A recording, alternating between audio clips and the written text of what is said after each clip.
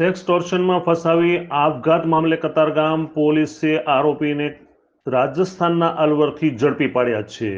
કતારગામ પોલીસે સગીર સહિત બેને ઝડપી પાડ્યા. સગીર સહિતના યુવક દ્વારા અશ્લીલ વિડીયોથી યુવકને બ્લેકમેલ કરવામાં આવતો હતો અને કતારગામના એક યુવક પાસે 45 રૂપિયાની માંગણી પણ કરવામાં આવી હતી. યુવકે 4500 રૂપિયા તો આપ્યા, પરંતુ એ પછી પણ પૈસાની માંગ કરવામાં આવતા યુવકે ગળાફાંસો ખાઈ આપઘાત કરી લીધો. જે મામલે કતારગામ પોલીસે ગુનો નોંધી અને આરોપીને શોધવા તજવીજ હાથ ધરતા રાજસ્થાનના અલવર ખાતેથી આરોપીને ઝડપી પાડવામાં આવ્યા છે. કતારગામ પોલીસે વેશ પલટો કરી અને 5 દિવસ ફર્યા બાદ આરોપીને ઝડપી પાડતા કતારગામ પોલીસને હાથ લાગી વધુ એક સફળતા.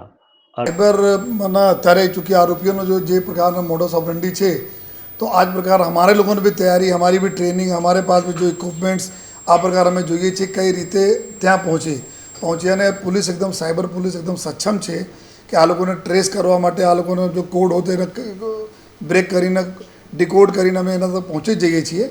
પછી એના લોકેટ કરવામાં ચૂંકि ગીચ વિસ્તારોમાં રહેતા હોય તો એક્ઝેક્ટલી ત્યાં પિન પોઈન્ટ પહોંચવામાં थोड़ा वार लगी जाए છે. लेकिन हमारे पास भी हमारा जो ट्रेनिंग है एना हिसाब से हम लोग બધા લોકેટ કરી લે છે કે जो એના આઈડીઝ કઈ પ્રકારની યુઝ કરે છે, મોર્ફિંગ કરેલા છે કે નહીં, મતલબ એકબીજાને ઓવરલેપ કરેલા છે નહીં, આ આપણે અમારે પાસે જો સરકાર से ટૂલ્સ આપી છે એનાથી ખબર આપણને પડી જાય છે. ફેસબુકની મદદ લેવામાં આવી હતી, ફેસબુક કંપનીની કોઈ મદદ લેવામાં આવી હતી આના માટે?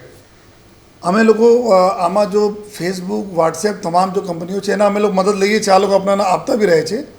અને આ એક એવા કેસ હતા જો કે જ્યારે આ લોકો આપણા સ્ટેટસ મૂકતા હોય આ પ્રકારના છોકરીને ફોટો મૂકી કરે તો અમે આ કંપનીઓ અમે જેટલા બી ઇન્ફોર્મેશન કરીએ અને સાથોસાથ પેરેલલી અમારે બીજા બી નેટવર્ક રહે છે જેના માધ્યમથી અમે લોકો ત્યાં સુધી પહોંચી ગયા હતા. Arvind Rathod, GTV news, Surat.